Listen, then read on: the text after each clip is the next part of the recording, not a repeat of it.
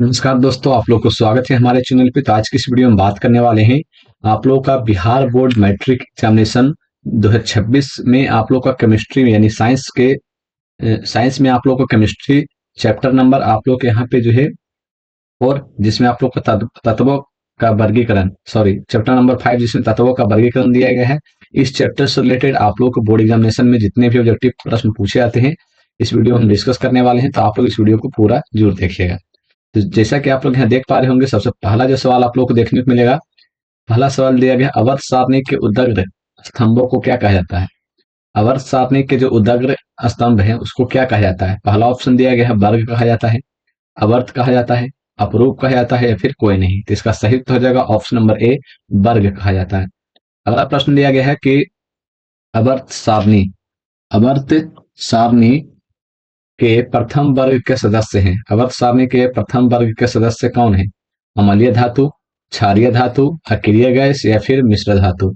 इसका सही उत्तर हो जाएगा ऑप्शन नंबर बी, यानी कि क्षारीय धातु। क्षारीय धातु जो है यहाँ पे अवर्त सारणी के प्रथम वर्ग के सदस्य हैं। अगला प्रश्न दिया गया है कि अवर्त सारणी में शून्य समूह का तत्व है। अवर्त सारणी में शून्य समूह का तत्व है। अवर्त सारणी में शून्य समूह का तत्व है हाइड्रोजन, हीलियम, CO2 या फिर Cl2। इसका सही उत्तर हो जाएगा ऑप्शन नंबर बी, यानी कि हीलियम। इसका सही उत्तर हो जाएगा ऑप्शन नंबर बी, यानी कि हीलियम। अगला प्रश्न दिया गया है 4 नंबर में। 4 नंबर में आप लोग को देखने को मिलेगा मीथेन में कितने सहसंयोजक बंधन होते हैं। मीथेन में कितने सहसंयोजक बंधन होते हैं। पहला ऑप्शन दिया गया है 2, 4, 6 या फिर 8। इसका सही उत्तर हो जाएगा ऑप्शन नंबर बी, इसका सही उत्तर हो जाएगा। मीथेन में यहाँ पे सहसंयोजक बंधक 4 होते हैं। अगला प्रश्न दिया गया है कि आधुनिक अवर्त सारणी में तत्वों के वर्गीकरण का आधार है। आधुनिक अवर्त सारणी में तत्वों का वर्गीकरण का आधार क्या है। परमाणु आयतन, परमाणु घनत्व, परमाणु द्रव्यमान या फिर परमाणु संख्या। तो इसका सही उत्तर हो जाएगा ऑप्शन नंबर डी, 5 का सही उत्तर हो जाएगा ऑप्शन नंबर डी, यानी कि परमाणु संख्या। अगला प्रश्न दिया गया है कि अमोनिया के अणु, यहाँ पे अगला जो प्रश्न दिया गया है कि अमोनिया के अणु में नाइट्रोजन और हाइड्रोजन की परमाणु की संख्या क्या है। अमोनिया के अणु में नाइट्रोजन एवं हाइड्रोजन की परमाणु की संख्या का अनुपात क्या है। इसका सही उत्तर क्या हो जाएगा। पहला ऑप्शन दिया गया है 2:1, 1:2 या फिर 1:3 या फिर 3:1। यहाँ पर जो है अमोनिया के बारे में पूछा गया है, तो अमोनिया लिखाता है इस प्रकार से आप लोग को NH3, ठीक है। यहाँ पे नाइट्रोजन और हाइड्रोजन का परमाणु की संख्या पूछा गया है, तो नाइट्रोजन का यहाँ पर 1 है और यहाँ पर जो है हाइड्रोजन का यहाँ पे 3 है, तो 1:3 हो जाएगा। इसका सही उत्तर हो जाएगा 1:3। इसका सही उत्तर हो जाएगा 1:3, जिसमें आप लोगों का ऑप्शन नंबर सी जो है सही हो जाएगा। ऑप्शन नंबर सी सही हो जाएगा 1:3। अगला प्रश्न दिया कि लोहे की परमाणु संख्या क्या है। लोहे की जो परमाणु संख्या है वो क्या है। लोहे की जो परमाणु संख्या है क्या है, यानी कि Fe के बारे में पूछा गया है कि Fe का जो परमाणु संख्या वो क्या है। पहला ऑप्शन दिया गया 23, 26, 25 और यहाँ पे 24। यहाँ पर पहला इसका सही उत्तर हो जाएगा 7 नंबर का ऑप्शन नंबर बी, यानी कि 26। लोहा का जो परमाणु संख्या है वो 26 है। आगे बात कर लेते हैं। अगला प्रश्न दिया गया है कि आधुनिक अवर्त सारणी में वर्गों की जो संख्या है, ऊर्ध्व स्तंभ या समूह की संख्या, ऊर्ध्व स्तंभ या फिर यहाँ पे पूछा गया है समूह की संख्या, ठीक है, संख्या होती है, कितनी होती है। पहला ऑप्शन दिया गया है 19 होती है, सॉरी 9 होती है, 18 होती है, 11 होती है, फिर 10 होती है। तो यहाँ पर वर्गों की संख्या पूछा गया, तो वर्ग जो होते हैं 18 होते हैं, तो इसका सही उत्तर हो जाएगा ऑप्शन नंबर बी, यानी कि 18। अगला प्रश्न दिया गया है कि ओजोन के एक अणु में ऑक्सीजन के परमाणु की संख्या होती है। ओजोन के एक अणु में ऑक्सीजन की परमाणु की संख्या कितनी होती है। तो जो ओजोन होता है उसका जो फॉर्मूला होता है O3 होता है, ठीक है, O3 होता है। और यहाँ पर ऑक्सीजन के परमाणु की संख्या पूछा गया है, जिसमें 3 ऑक्सीजन है, तो यहाँ पर 3 हो जाएगा। इसका सही उत्तर हो जाएगा ऑप्शन नंबर सी, इसका सही उत्तर हो जाएगा। अगला प्रश्न दिया गया है 10 नंबर का। 10 नंबर प्रश्न में दिया गया है कि अवर्त सारणी में कितने अवर्त जो है क्षैतिज पंक्तियां होते हैं। क्षैतिज यानी इस प्रकार से आप लोग का होता है 1, 2, 3, 4, 5, इस प्रकार से। तो यहाँ पर क्षैतिज पंक्तियां कितने होते हैं। यहाँ पर इसका सही उत्तर हो जाएगा, पहला ऑप्शन दिया गया 5 होते हैं, 6 होते हैं, 7 होते हैं या फिर 4 होते हैं। यहाँ पर इसका सही उत्तर हो जाएगा ऑप्शन नंबर सी, यानी कि 7 होते हैं। अगर यहाँ पे वर्ग पूछा जाता है, अगर यहाँ पे वर्ग पूछा जाता है, ठीक है, तो यहाँ पे 18 हो जाता है। यहाँ पे आप लोग अवर्थ पूछा गया है 36 पंक्तियां, जिसमें आप लोग का 7 होगा, ठीक है। अगला प्रश्न दिया गया है कि हीलियम, हीलियम कैसा तत्व है? हीलियम जो है कैसा तत्व है? अक्रिय है, क्रियाशील है, सक्रिय है या फिर उदासीन है? तो हीलियम जो है कैसा है? इसका सही उत्तर हो जाएगा ऑप्शन नंबर ए, अक्रिय गैस है। अगला प्रश्न की बात कर लेते हैं। अगला प्रश्न दिया गया है कि अवर्त सारणी में कितने अवर्त हैं? अवर्त सारणी में कितने अवर्त हैं? हमने अभी आप लोग को बताया कि जो अवर्त सारणी है उसमें आप लोग को इस प्रकार से 7 अवर्त दिए गए हैं, 7 अवर्त दिए गए हैं, ठीक है। और इस प्रकार से आप लोग को नीचे की ओर 18 वर्ग दिए गए हैं, ठीक है। 7 अवर्त और 18 वर्ग दिए गए हैं। तो यहाँ पर अवर्त के बारे में पूछा गया है, तो इसका सही उत्तर हो जाएगा ऑप्शन नंबर ए, यानी कि 7। अगले प्रश्न की बात करें तो अगला प्रश्न दिया गया है त्रिक का नियम, त्रिक का नियम निम्नलिखित में से किसके द्वारा प्रतिपादन किया गया है? त्रिक का जो नियम है, त्रिक का नियम निम्नलिखित में से किसके द्वारा प्रतिपादन किया गया, प्रतिपादन किया गया? पहला ऑप्शन दिया गया है न्यूलैंड्स द्वारा, दूसरा ऑप्शन दिया डॉब रेनर द्वारा, मेंडेलिफ द्वारा या फिर मोसले द्वारा। तो त्रिक का जो नियम है यहाँ पे प्रतिपादित किया गया था डोबेराइनर द्वारा। डोबेराइनर द्वारा जो है त्रिक का नियम प्रतिपादित किया गया था। तो इसका सही उत्तर हो जाएगा ऑप्शन नंबर बी। वही बात कर लेते हैं जो न्यूलैंड्स था, ये जो है अष्टक का नियम दिया था, ये जो है अष्टक का नियम दिया था, ठीक है, अष्टक का नियम दिया था।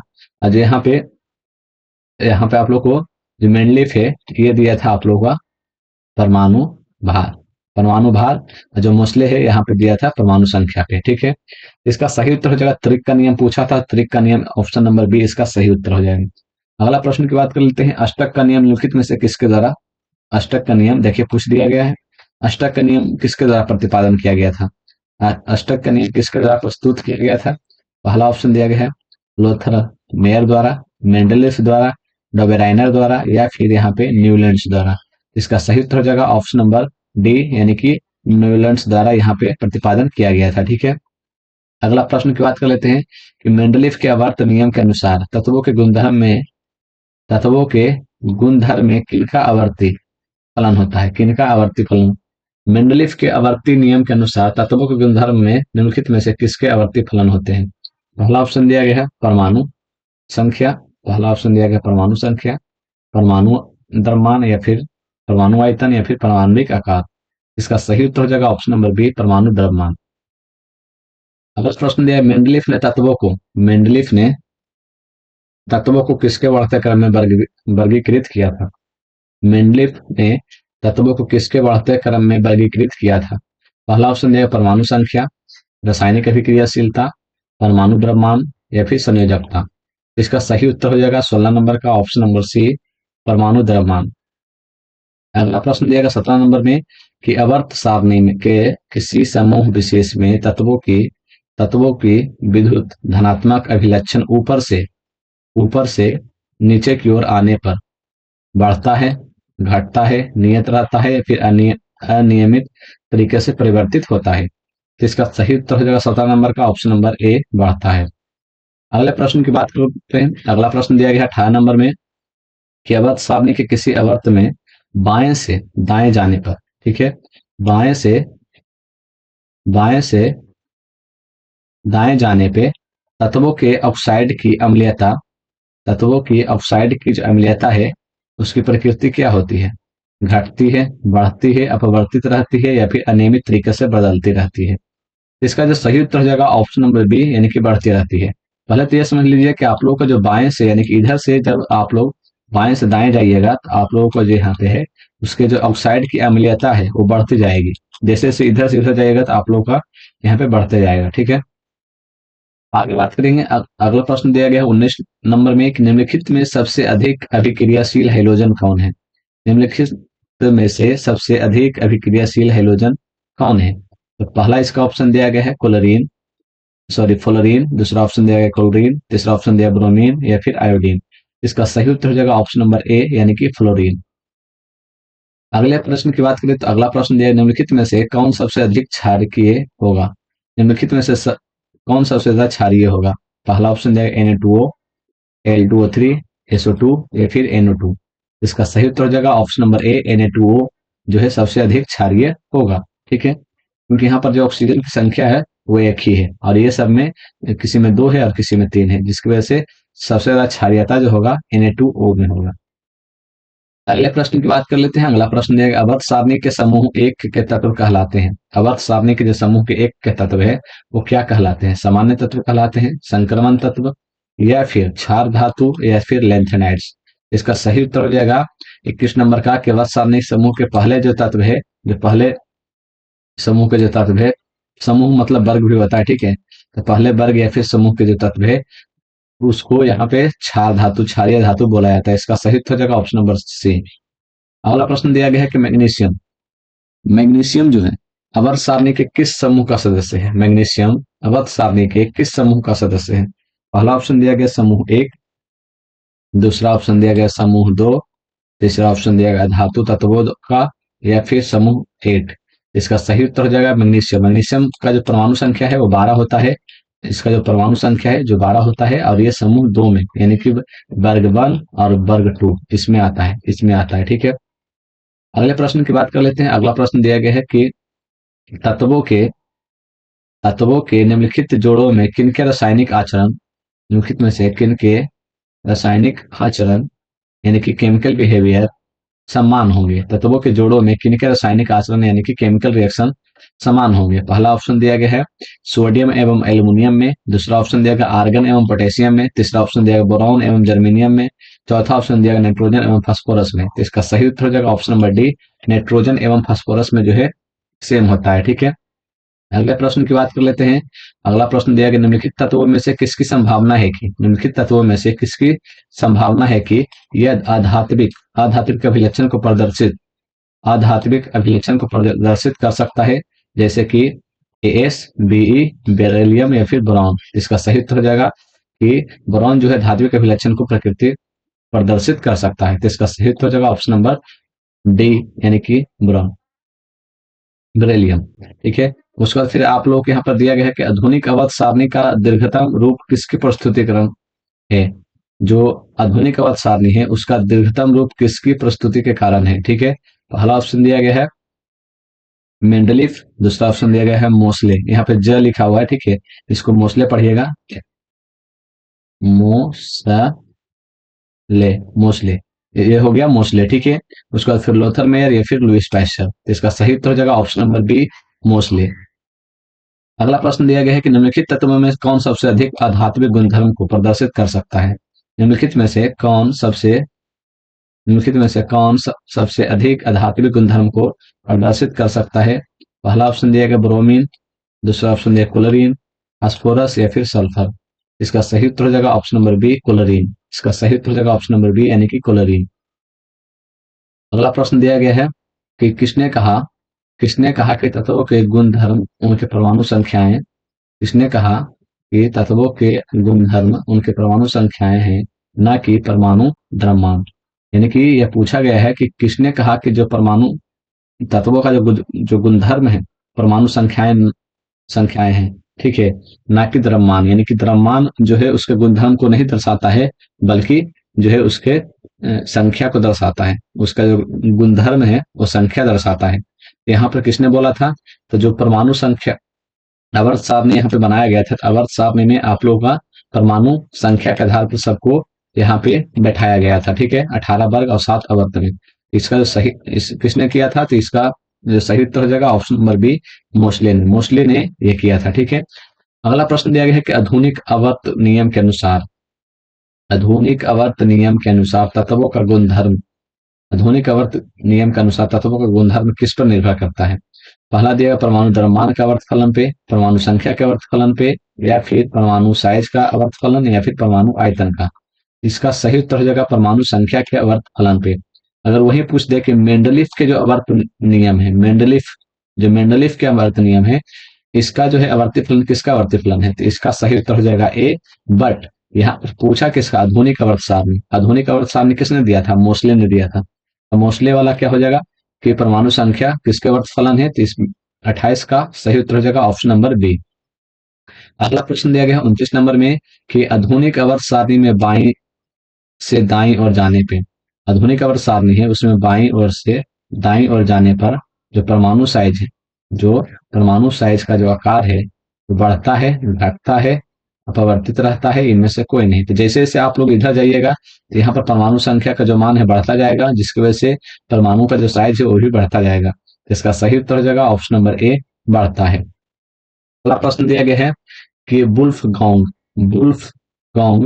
डोबेराइनर किस देश से संबंधित था? वुल्फगांग डोबेराइनर, डोबेराइनर कौन सा नियम दिया था? त्रिक नियम दिया था। त्रिक त्रिक नियम दिया था। डोबेराइनर जो है कौन सा नियम दिया था? त्रिक नियम दिया था। देखिए कौन सा देश से संबंधित था? पहला ऑप्शन दिया फ्रांस, जर्मनी, अमेरिका या फिर ऑस्ट्रेलिया। तो इसका सही उत्तर हो जाएगा ऑप्शन नंबर बी, जर्मनी। इसका सही उत्तर हो जाएगा ऑप्शन नंबर बी, जर्मनी। अगला प्रश्न दिया है मेंडलीफ का जन्म कब हुआ था? मेंडलीफ का जो जन्म हुआ है वो कब हुआ था? पहला ऑप्शन दिया 1834 में, 1835 में, 1836 में, 1837 में। इसका सही उत्तर हो जाएगा ऑप्शन नंबर ए, 1834 ईस्वी में। अगले प्रश्न की बात कर लेते हैं। अगला प्रश्न दिया गया है कि भारतीय संगीत प्रणाली में संगीत के कितने सुर होते हैं? भारतीय संगीत प्रणाली में संगीत के कितने सुर होते हैं? पहला ऑप्शन दिया गया है 5, पहला ऑप्शन दिया गया है 5, दूसरा ऑप्शन दिया गया है 6, 7 या फिर 8। ठीक है, इसका सही उत्तर हो जाएगा ऑप्शन नंबर सी, इसका सही उत्तर हो जाएगा। इसका सही उत्तर हो जाएगा ऑप्शन नंबर सी यानी कि 7। अगले प्रश्न की बात कर लेते हैं। अगला जो प्रश्न है, जब मेंडलीफ ने अपना कार्य आरंभ किया तब तक कितने तत्व ज्ञात थे? जब मेंडलीफ ने अपना कार्य आरंभ किया तब तक कितने तत्व ज्ञात थे? पहला ऑप्शन दिया गया है, पहला ऑप्शन यहाँ पर आप लोग को देखने को मिलेगा 60, दूसरा ऑप्शन दिया गया 61, 62 या फिर 63। तो इसका सही उत्तर हो जाएगा ऑप्शन नंबर डी यानी कि 63। जब मेंडलीफ ने अपना ये जो नियम दिया था द्रव्यमान से रिलेटेड अवध सारणी में, तब जो है 63 ही यहाँ पे तत्व ज्ञात था। ठीक है, अगले प्रश्न की बात कर लेते हैं। अगला प्रश्न दिया गया है कि आधुनिक आवर्त सारणी में परमाणु साइज से क्या पता चलता है? आधुनिक आवर्त सारणी में परमाणु का जो साइज है उससे क्या पता चलता है? परमाणु का व्यास पता चलता है, त्रिज्या, परिधि या फिर इनमें से कोई नहीं। इसका सही उत्तर हो जाएगा ऑप्शन नंबर बी यानी कि परमाणु का साइज पता चलता है। अगले प्रश्न की बात कर लेते हैं। अगला प्रश्न जो है कि वन पिकोमीटर वन पिकोमीटर कितने मीटर के बराबर होता है? वन पिकोमीटर जो है कितने मीटर के बराबर होता है? पहला ऑप्शन दिया गया है 10⁻−10 मीटर, 10⁻−11 मीटर, 10⁻−12 मीटर या फिर 10⁻−13 मीटर। इसका सही उत्तर हो जाएगा ऑप्शन नंबर सी, इसका सही उत्तर हो जाएगा ऑप्शन नंबर सी, 10⁻−12 मीटर के बराबर होता है। अगला प्रश्न की बात करें तो अगला प्रश्न दिया कि की संयोजकता किसी भी तत्व की जो संयोजकता है कैसे निर्धारित किया जाता है? किसी भी तत्व की संयोजकता कैसे निर्धारित किया जाता है? पहला ऑप्शन दिया इलेक्ट्रॉन की संख्या से, प्रोटॉन की संख्या से, न्यूट्रॉन की संख्या से, इनमें से सभी। ठीक है, इसका सही उत्तर हो जाएगा 36 नंबर का ऑप्शन नंबर ए, इलेक्ट्रॉन की संख्या से, इलेक्ट्रॉन की संख्या से। अगला प्रश्न दिया गया 37 नंबर में। तो यहाँ पर जो है आप लोग इस चैप्टर से रिलेटेड इतने ही ऑब्जेक्टिव प्रश्न थे जो आप लोग के इंपॉर्टेंट थे। बाकी आप लोग को अगले चैप्टर तो हम अगली वीडियो में आप लोग करवा देंगे। बाकी आप लोग को साइंस से रिलेटेड, साइंस में आप लोग केमिस्ट्री में इस चैप्टर से रिलेटेड जितने भी हो सकते थे हमने ऑब्जेक्टिव करवा दिए हैं। धन्यवाद।